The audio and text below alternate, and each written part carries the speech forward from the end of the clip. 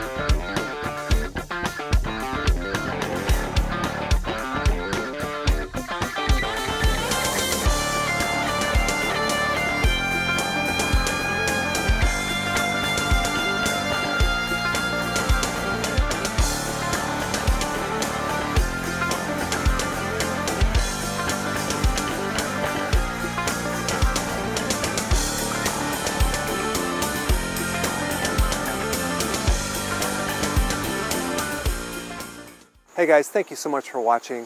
Please click the subscribe button and I will see you in the next video.